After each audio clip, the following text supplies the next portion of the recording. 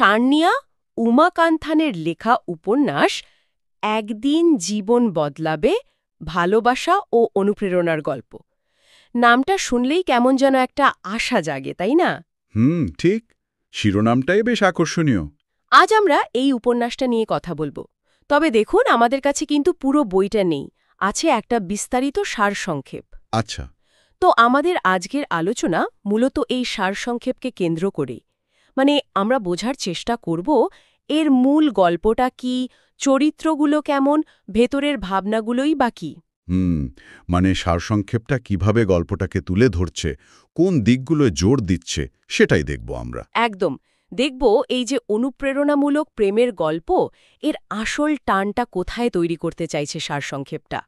আচ্ছা, তাহলে শুরু করা যাক গল্পের একদম কেন্দ্রে যে আছে সেই সামাইরা চরিত্রটি দিয়ে। ঠিক। সারসংক্ষেপ যা বলছে তাতে মনে হচ্ছে তার জীবনটা যেন মানে একটা গভীর ক্ষতের মতো। বাবা মা নেই, একটা খুব খারাপ অভিজ্ঞতার মধ্যে দিয়ে ডিভোর্স হয়েছে। হ্যাঁ, আর তার সাথে গান, যেটা সে ভালোবাসত, সেটাও হারিয়ে গেছে। ঠিক, সে এমন একটা অবস্থায় আছে যেখানে কোনো আশা নেই, কোনো দিশা নেই, ভালোবাসা বা ভবিষ্যতের উপর থেকে বিশ্বাসটাই চলে গেছে। সারসংক্ষেপ কিন্তু এই চরম দুর্দশার ছবিটা বেশ ভালোভাবে আঁকছে।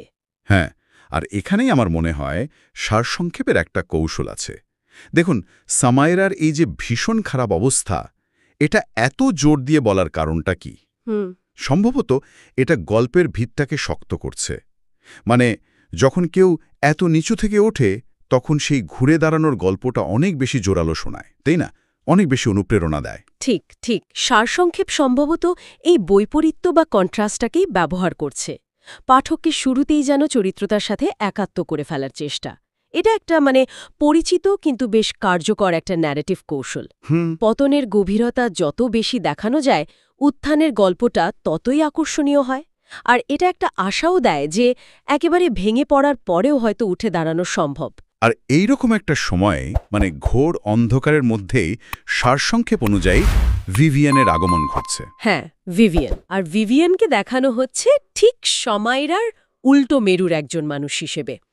সে সফল, আত্মবিশ্বাসী, জীবনে ভরপুর একজন উদ্যোক্তা।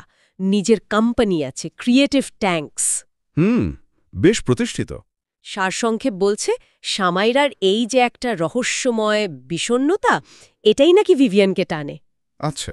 এবং শুধু আকর্ষণ নয়, ভিভিয়ান রীতিমতো ঠিক করে ফেলে যে সে সামাইরাকে সাহায্য করবে, তার অতীতের কষ্ট ভুলিয়ে দেবে, তার গানের জগৎ ফিরিয়ে দেবে, জীবনটাকে ঠিক পথে আনবে।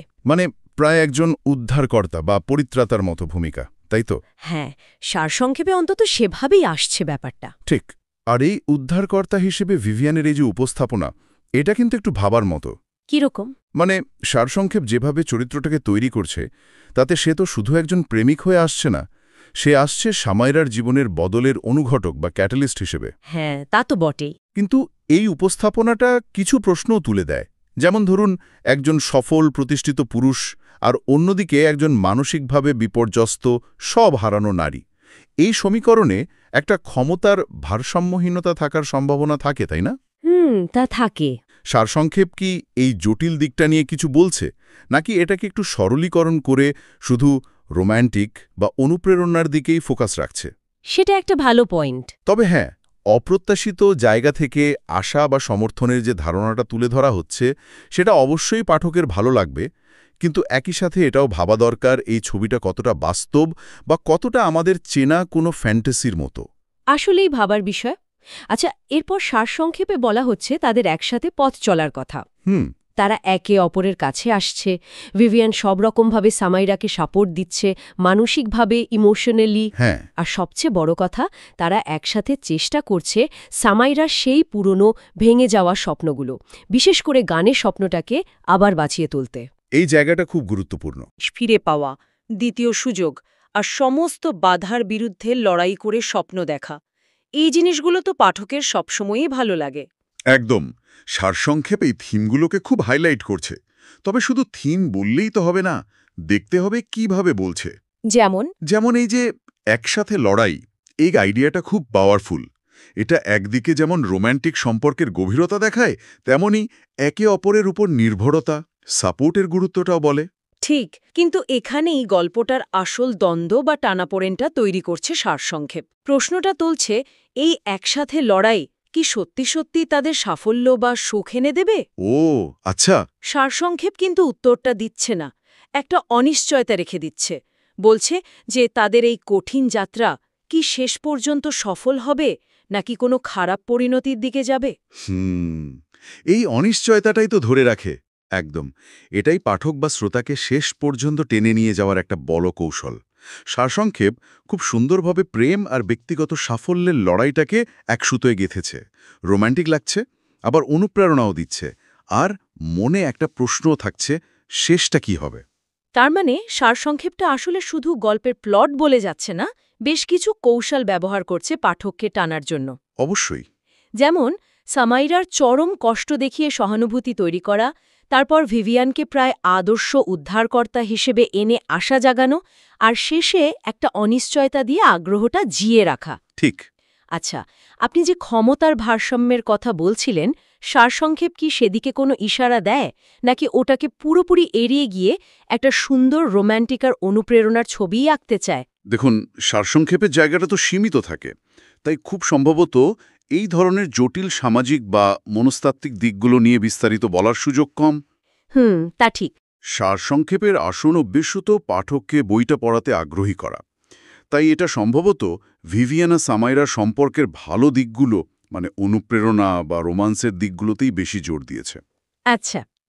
ওই যে সফল পুরুষ বনাম হতাশ নারী, এই ব্যাপারটা হয়তো শুধু তাদের শুরুর অবস্থার পার্থক্যটা বোঝানোর জন্য, আর ভিভিয়ানের সাহায্যটাকে আরও বড় করে দেখানোর জন্য ব্যবহার করা হয়েছে। কিন্তু সম্পর্কের ভেতরের যে সম্ভাব্য জটিলতা, সেটা হয়তো সারসংক্ষেপে অতটা গুরুত্ব পায়নি। এটার সারসংক্ষেপের একটা সীমাবদ্ধতাও হতে পারে, আবার ইচ্ছাকৃত হতে পারে শুধু সবচেয়ে আকর্ষণীয় দিকটা তুলে ধরার জন্য। তার মানে আমরা যে সারসংক্ষেপটা নিয়ে কথা বলছি সেটা থেকে গল্পের একটা নির্দিষ্ট ছবি পাচ্ছি, যেটা হয়তো আসল উপন্যাসের সব জটিলতা দেখাচ্ছে না, কিন্তু পাঠককে টানার জন্য যথেষ্ট। হ্যাঁ, তাই মনে হচ্ছে।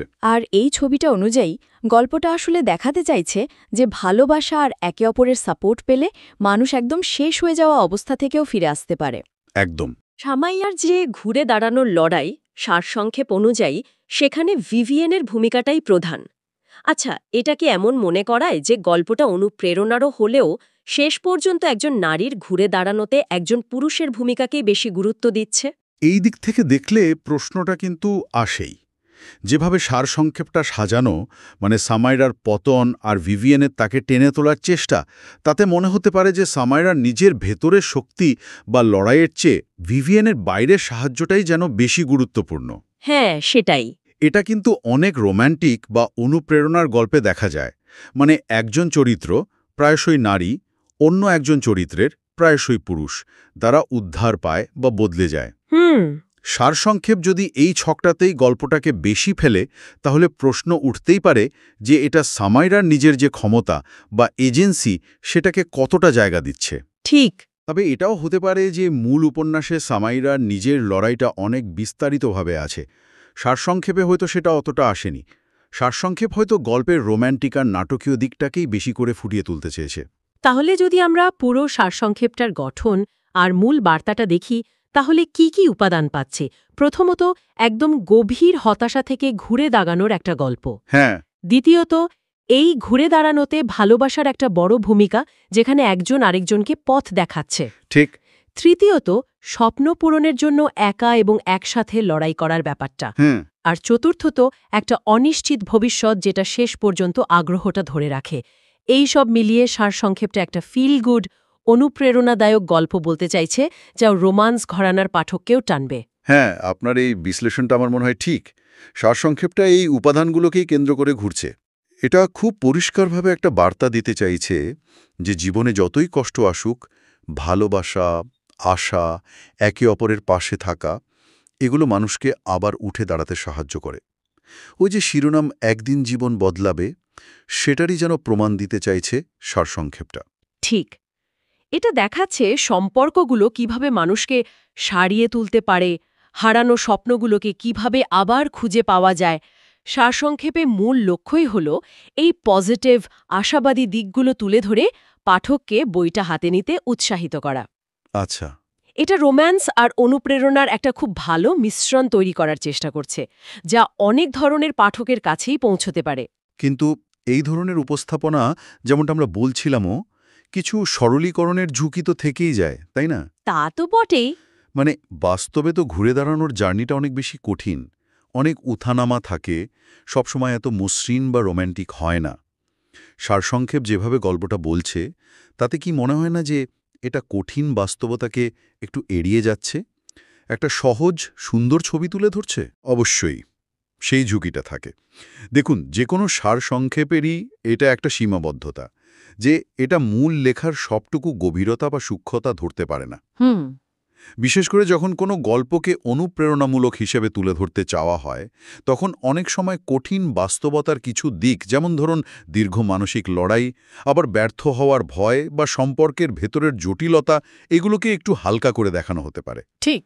সারসংক্ষেপ যদি শুধু বিবিএনের সাহায্য আর তাদের মিলিত সাফল্যের সম্ভাবনার উপরেই বেশি জোর দেয়, তাহলে সেটা বাস্তব জীবনের চ্যালেঞ্জগুলোর একটা সরলীকৃত রূপ হয়ে যেতে পারে। এটা পাঠককে হয়তো কিছুক্ষণের জন্য ভালো অনুভূতি দেবে, অনুপ্রাণিত করবে, কিন্তু বাস্তবতার মুখোমুখি হওয়ার জন্য কতটা তৈরি করবে, সেই প্রশ্নটা থেকে যায়। তা ঠিক। তবে এটাও মনে রাখতে হবে, ফিকশন বা কল্পকাহিনীর একটা বড় কাজ তো আশার কথা বলাও, তাই না? জীবনের খারাপ দিকগুলোর বাইরেও যে সম্ভাবনা আছে সেটা দেখানো। সারসংক্ষেপ হয়তো সেই কাজটাই করতে চাইছে। তার মানে এই সারসংক্ষেপটাকে আমরা গল্পের একটা নির্দিষ্ট ভার্সন হিসেবে দেখতে পারি। হ্যাঁ, বলা যেতে পারে। এটা উপন্যাসের মূল আকর্ষণগুলো, যেমন প্রেম, অনুপ্রেরণা, ঘুরে দাঁড়ানো, সেগুলোকে সামনে আনছে, কিন্তু এর ভেতরের সম্ভাব্য জটিলতা বা কঠিন বাস্তবতাগুলো হয়তো ততটা দেখাচ্ছে না। ঠিক। এটা পাঠককে একটা আশাবাদী আবেগঘন যাত্রার প্রতিশ্রুতি দিচ্ছে। একদম। সারসংক্ষেপ হল উপন্যাসের একটা দরজার মতো। এটা আমাদের গল্পের মূল কাঠামোটা, চরিত্রদের শুরুর অবস্থাটা আর প্রধান থিমগুলো সম্পর্কে একটা আইডিয়া দেয়। এর মূল বার্তাটা খুবই ইতিবাচক। মানুষের সম্পর্ক, বিশেষ করে ভালোবাসা আর সাপোর্ট, জীবনকে নতুন করে গড়ে তুলতে পারে। হতাশার অন্ধকার থেকে বেরিয়ে আসা, ভেঙে যাওয়া স্বপ্নকে আবার জোড়া লাগানোর যে শক্তি, এই বিষয়গুলোকেই সারসংক্ষেপটা মূল আকর্ষণ হিসেবে তুলে ধরেছে। আচ্ছা। এটা রোমান্স আর অনুপ্রেরণার একটা বেশ শক্তিশালী মিশ্রণ পাঠকের সামনে রাখছে। এই আলোচনা শেষ করার আগে আমার মাথায় একটা অন্য প্রশ্ন আসছে। বলুন। হয় ঠিকই, হুম। কিন্তু এটা কি আমাদের একটু ভাবায় না যে এই ধরনের গল্পগুলো আমাদের মনে ঘুরে দাঁড়ানোর ধারণাটাকে কিভাবে শেপ করে? মানে এগুলো কি আমাদের মনের গভীরে এমন একটা ধারণা তৈরি করে যে জীবনের বড় চ্যালেঞ্জ পার করতে গেলে সবসময় একজন বাইরের কেউ লাগবে, একজন ভিভিয়ান লাগবে? আচ্ছা, ইন্টারেস্টিং পয়েন্ট। নাকি নিজের ভেতরের যে শক্তি, নিজের যে লড়াই, নিজের সহনশীলতা, সেই গল্পগুলো সমান গুরুত্বপূর্ণ, যেগুলো হয়তো এই ধরনের জনপ্রিয় সারসংক্ষেপে অতটা জায়গা পায় না? এই প্রশ্নটা মনে হয় এই আলোচনা শোনার পর আমরা আরেকটু ভাবতে পারি। হ্যাঁ, এটা সত্যিই একটা ভাবনার বিষয়, খুবই প্রাসঙ্গিক প্রশ্ন।